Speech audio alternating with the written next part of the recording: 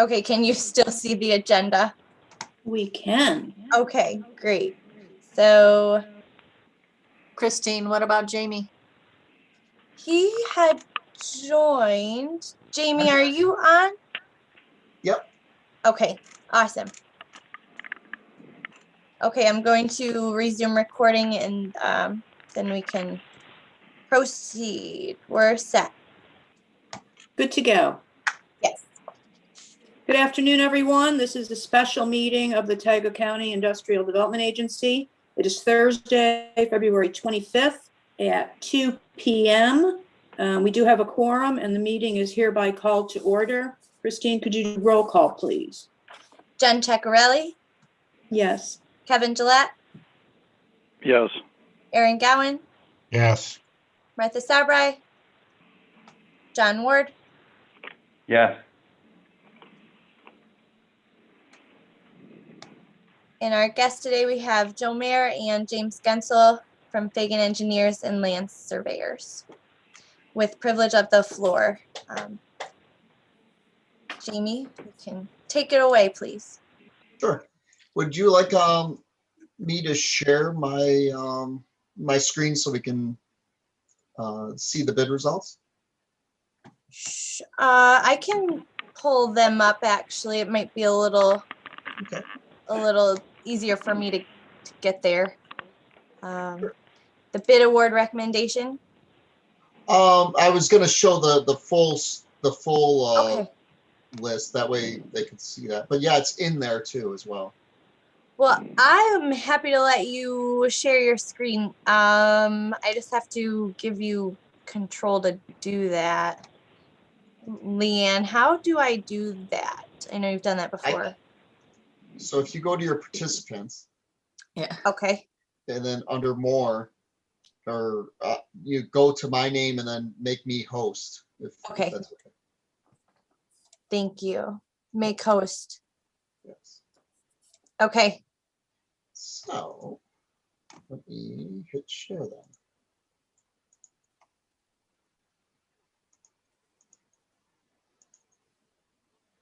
Yes.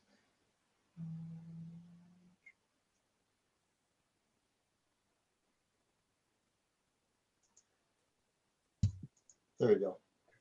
I should be able to see my spreadsheet. So the reason why I want to bring that up is we can actually do some calculations in our head. So as you recall, we had our bid opening on February 19th. We had pretty good coverage on the actual bid documents. We had, I believe, 16 plan holders, bidding plan holders. There's other plan holders like, you know, your Dodge reports and your construction exchange reports. But we had 16 potential bidders on the project. Of that, we had 8 actually bid. So what you see in front of you now is, in alphabetical order, the list of our bidders. One thing we can go over what we did is we split the project up into 3 separate contracts. Contract A was the site readiness package, so it's more of like an earthwork, site work project. Contract B was your water main project, so that's all mostly your piping work. And then contract C is your water tank. So you'll notice and anyone could bid on whatever contract they want, or all 3 contracts, or just one. So what we did is we got 8 bidders. Some of them bid on both contract A and contract B, but most of them only did not bid on contract C. Contract C, the water tank, was very specific. We had specific performance requirements required of us from Suez, the eventual owner of the water system. So we really had a tight, narrow band which we could have had bidders. To be honest, it's so tight, maybe there would be 2 available bidders nationwide. So that's why you see only 1 bid for that. Contract A, if you go through, we had 5 bidders on that. And then on contract B, we had 4 bidders. Contract A, the parent low was RB Robinson. 138,291. And they were also the parent low on contract B, 463,183. One of the things we did in the review and the analysis was actually go through all different scenarios with the alternates to see who would actually still be, if RB Robinson would still be the parent low. So alternate A1 through A4 for contracts A, alternate B1 is for contract B. So what you see there is I bolded those as well, so you could be able to see that a little bit better. Let me see if I can zoom in a little bit more. So you'll see for each of these alternates, Robinson still was the parent low. So they provided the best value for the alternates. During this meeting, we got to make a decision to either include those alternates as part of this bid or not. And that's one of the things I would like to have a little discussion, as we move forward. Aquastore was our parent low bid for contract C. Does anyone have any questions on this so far? I don't want to get too far along.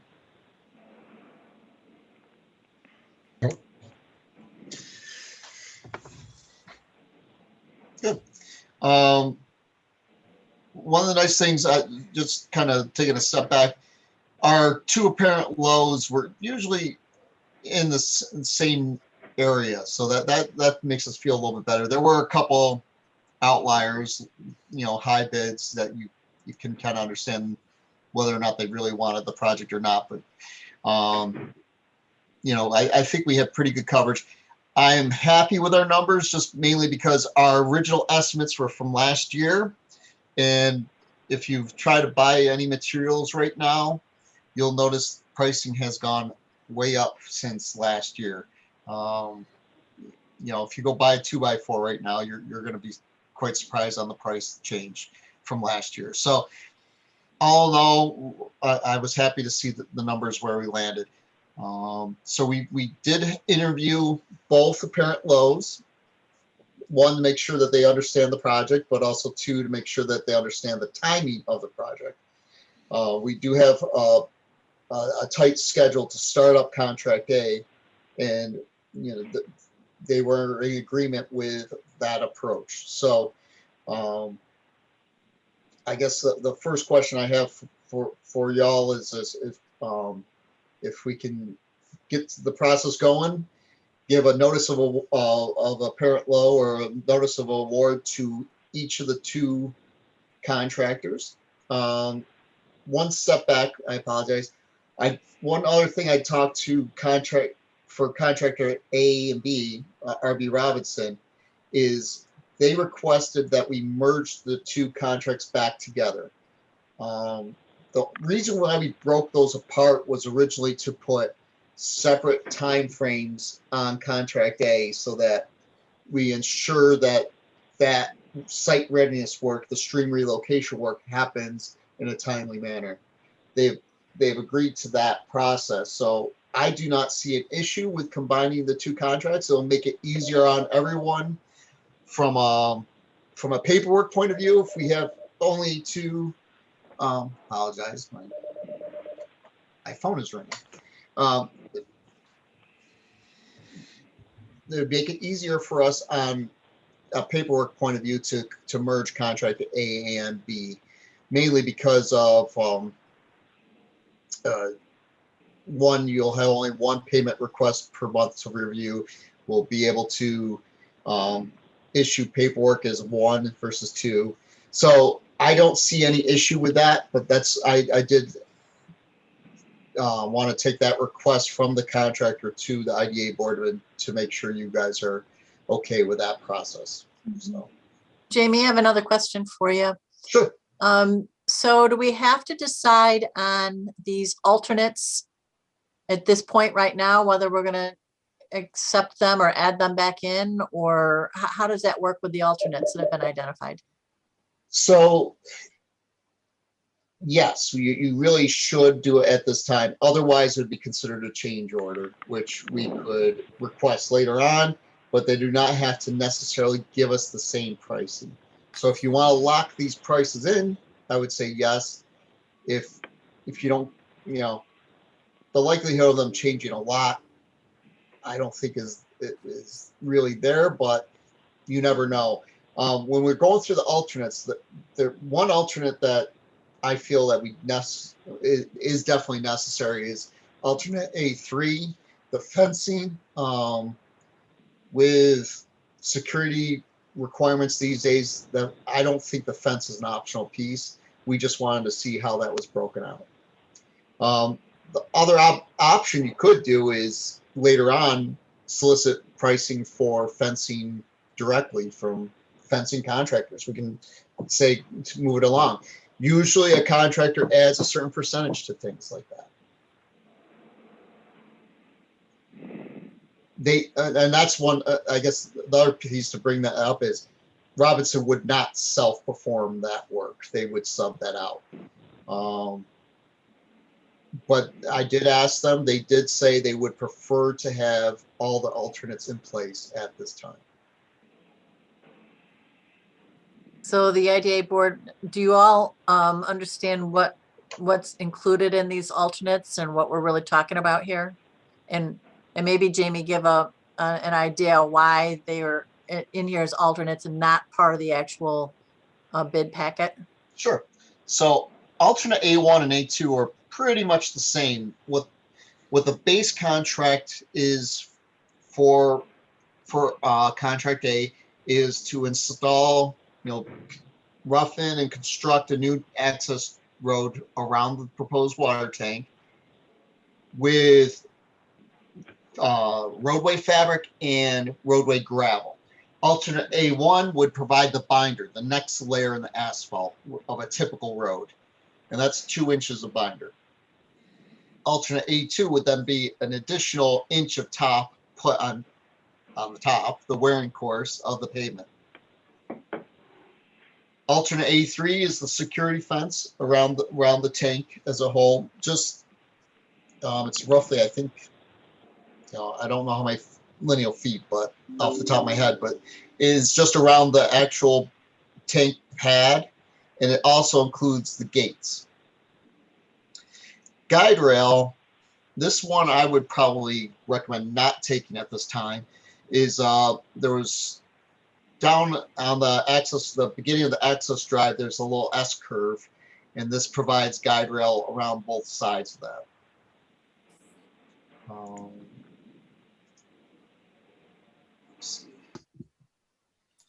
Well, I would say that the binder is almost a must-have because of the elevation and gravel, and I don't care what you put under it. At some point, it's going to end up at the bottom of the hill. And the tank security fence, it can either be included in this or sourced, like you say, after the fact. This is Kevin. I would say those two are needed. And we have to do the A2? I guess I'm not. So you can hold off on E2, but just keep in mind that binder is not meant to be on its own. It will fall apart over time if it's not topped with a wearing course. So this is what Suez had requested be included, and so Jamie broke them out as a possibility that if push came to shove and we needed to start cutting some things, if the numbers got too high, where could we possibly cut? And that's why he put it forth as alternates rather than part of the original bid packet. But yeah, so this road becomes Suez's? Yes. Okay, so we're putting a top coat on a driveway for Suez. Correct. Sure. Want to hear my French? No, put that way, Aaron. I say put some gravel down. I'm a pretty happy guy. Is it a must that we do this for Suez? Well, the risk is that this is what they've requested be included. The risk is that Suez comes back and says, yeah, no, we're not going to take this property unless it's to this X standard. So, there is a risk there that they would not accept the property unless it's how they spec'd it out to be. So these 4 alternates are in their specifications? Yes, So why are they alternates? because We can cut them all we want, but if we cut them, Leanne, then they could reject the property. So I think we're running in circles here. I don't understand it at all. The reason why we put the alternates was at the time that we actually got the bid out, we hadn't had a complete understanding of what they really wanted at the time. They were still not as definitive in their answers. Yeah, well, to me, I mean, I would say go ahead and we put it all in and include it and agree to it. I mean, for $11,000, I guess, to hold up this project that's been going on for 4 or 5 years, I don't know if I want to do that. Yeah, the only one I would suggest thinking of really dropping it is the guide rail, because we might be able to do the 430 feet of guide rail is, might not be as necessary once we build this that we could, but whether or not we could get a local sole source provider or not. But the other pieces I would A1 and A3 definitely. Yeah. I mean, the only other option is potentially doing like an oil and stone treatment of the driveway, but once again, like I can't remember who mentioned it, if it was Kevin or Aaron, but eventually that will not maintain well, especially when you got to plow it. Okay, the guide rail is really for what? There's a pretty decent elevation as you drive up the access road, and it's mainly so their guy doesn't drive off the side. We're talking about a 15 or 16 foot drop access road with some 3-to-1 slopes on either side when you're going up the S curve. So what we're talking about today is moving forward and awarding RB Robinson with merged contracts A and B and alternates A1 and A3. Is that what we're talking? That would be my recommendation, at least. If we feel comfortable to do A2, yes, I would add that in too. But A4, I would actually recommend holding off on. Alternate B1, just so we cover that one as well.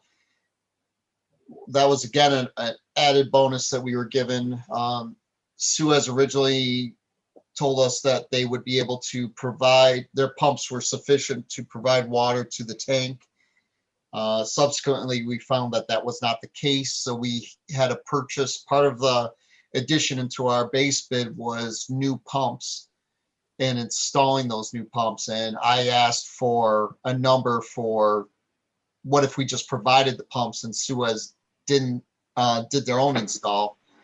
That deduct is very little. I would not even think about doing it, but I just wanted to make sure you guys understood why we had that in there as well. So if we don't add that in, Robinson puts the pump in and installs it? I don't understand. So this, right now under the base contract, Robinson will do the pump station upgrades install. And if we took this deduct, all they would do is provide the materials on a pallet next to the pump station. So we do not recommend taking alternate B1. So it would be up to Suez to actually do the install, and that makes us very nervous. We would have a good fight. I have that feeling. So let's stay away from that, please. Okay, so Robinson's going to do the install. Mhm. Okay, if we don't add that one. All right, gotcha. So are we going to consider A2 or not as an Yes. alternate? Yeah, Okay. I would say so. I mean, So Doesn't sound like it's worth the fight. alternates would be A1 through A3. right. Okay. Got it.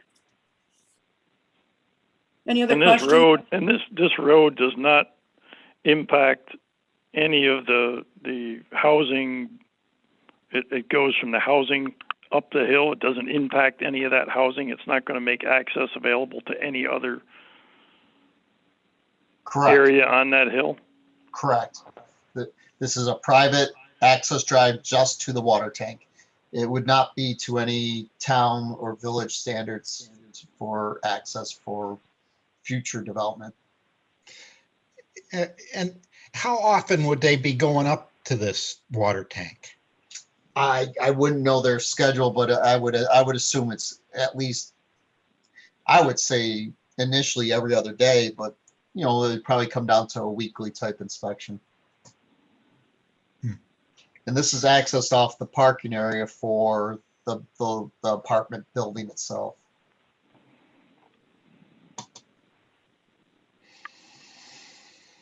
Okay.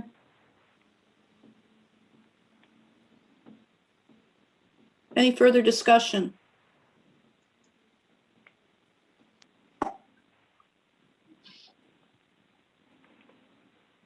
I'm okay with voting.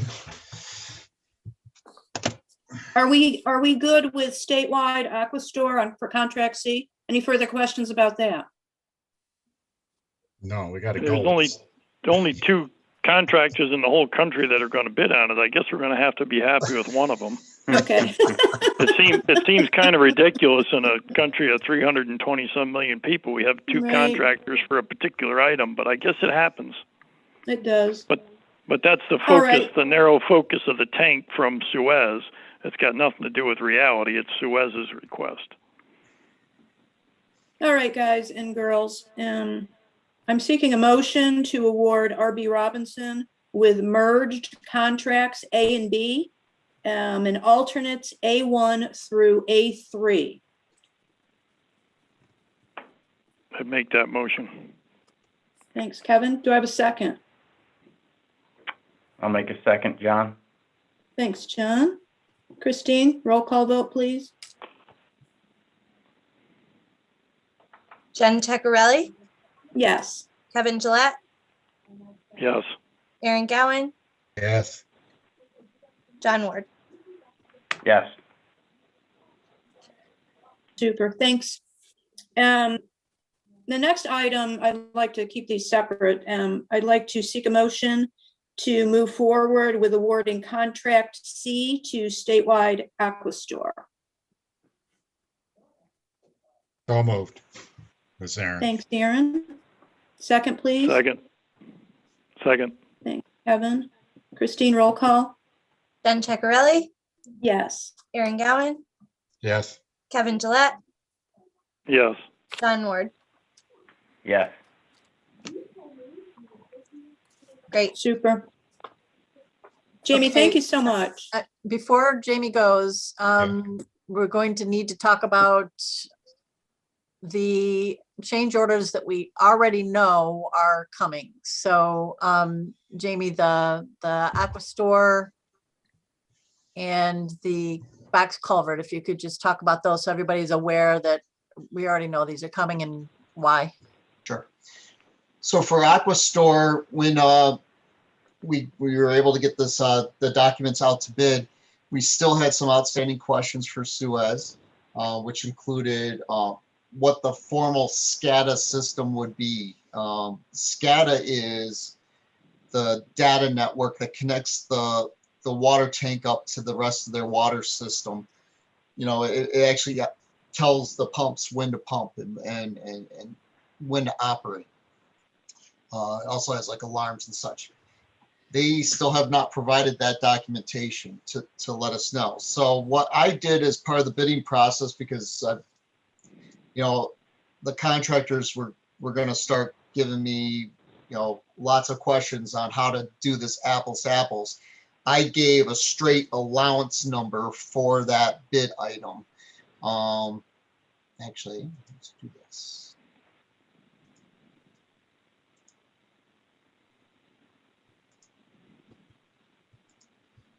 So you'll see, this is actually our contract form that we sent out to everyone. We actually listed in that area for the C8, which was a catch-all for a number of items. It included our SCADA system, the meter vault, electric system, connecting the system up to the electric, and there's a little bit of storm piping. I put a low number in there of $20,000. I was hoping that would influence their thought process for the future. But I gave that standard number to all bidders so that we wouldn't have 500 questions about the same thing. What is the SCADA? What is the final electric connection? So AquaStore notified me, well, $20,000 would not cover those items. The meter vault and the storm work were going to be an additional $55,000 on top of the 20, and that did not include the SCADA. So I said, still bid it as $20,000, and then when we get into the project, since we got some time before we're going to build the tank, we have some time to get the answers from Suez. So we do know that the meter vault work and the electric work and storm work is going to cost an additional $55,000 on top of this number. Now, keep in mind, we also have an allowance item here of $10,000.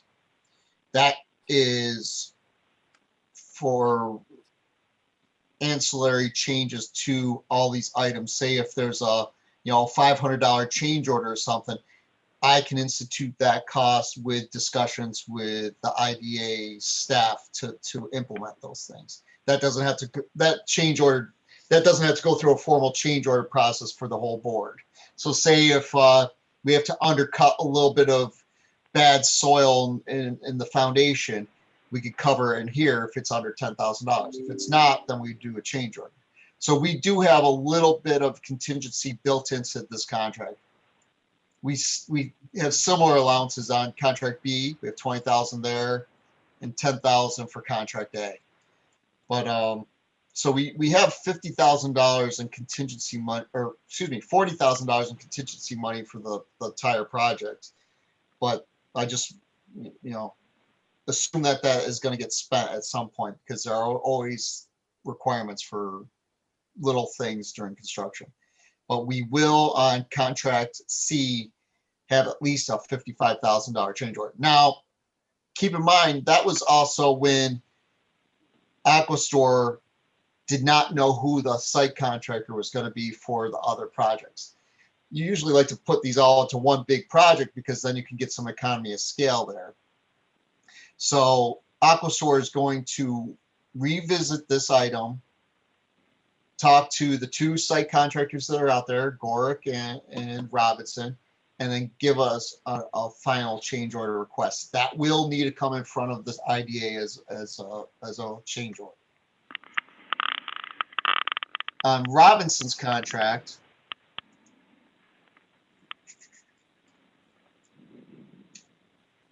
there is a similar issue, but we've actually discussed this. What we had on, are you guys seeing the Robinson contract? I'm sorry. Yeah. Okay. Yeah. Just want to make sure I'm sharing the right thing. So on the Robinson contract, or actually on contract A in general, our intent was to move this, expedite the stream crossing work by sole sourcing the box culverts. However, that became a little less necessary because we came up with a way to make the box culverts so that they could be installed after the stream crossing is done. So what we've requested Robinson to do is to get their own bids for sole sourcing, or actually providing the box culverts, instead of our original bid documents for A7 and A8 was that we were going to provide the box culverts. Now we're going to include it into their contract. So we'll have a change order to add those back into their contract A.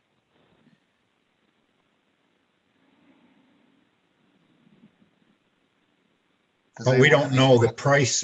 I mean, that's $6,200 and $6,000. Right. We already had one quote for the box culverts for both A7 and A8 of $40,000, roughly. It was under that. So we'll have at least a change order of $40,000, unless they get it better, I guess.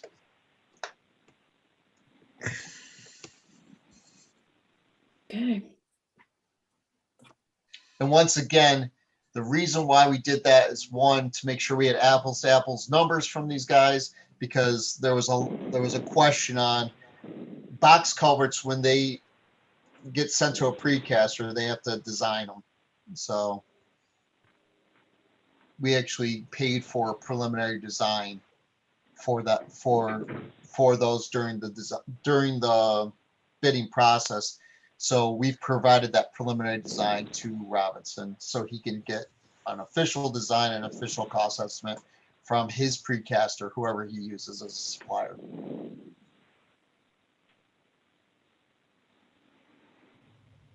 Any other questions?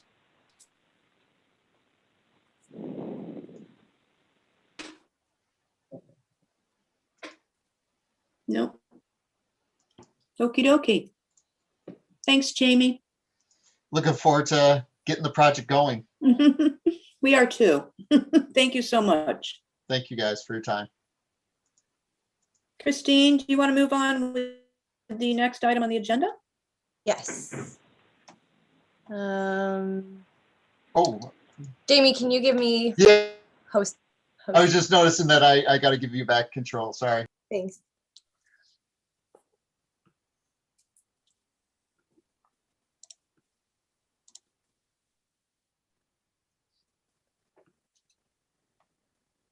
That should work now. Thank you. Thank you. Have a good day, guys. See you, Jamie. Thank you. Take care.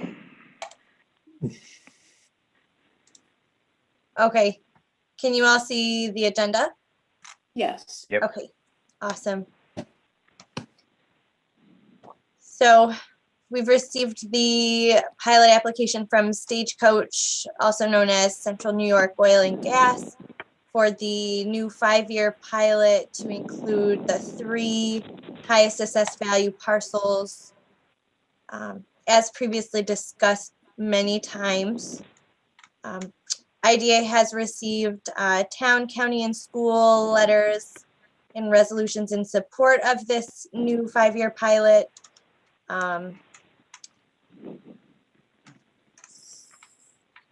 So the 3 parcels to be included have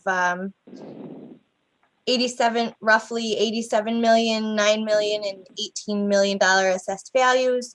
And we are releasing the 7 other parcels from the agreement with the lower assessed values, just carrying over the top 3 in the new proposed pilot. Does anybody have questions or need for discussion before approving this resolution? And I can share the resolution.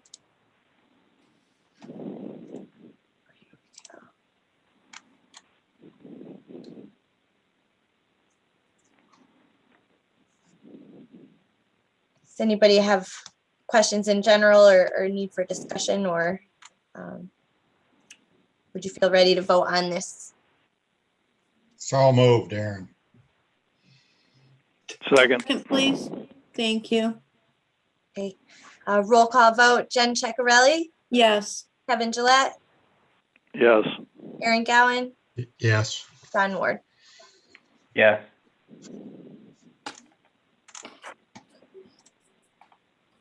Great. We need to talk about anything else today?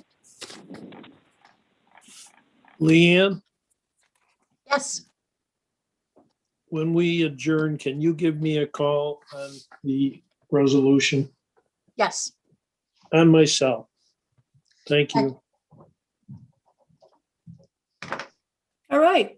We shall see everyone next Wednesday for our regular board meeting. Can I have a motion, please, to adjourn? So moved. Thank you. Everybody have a good evening, and thank you so much for participating. Thanks, Jenny. You. See ya. Thank you.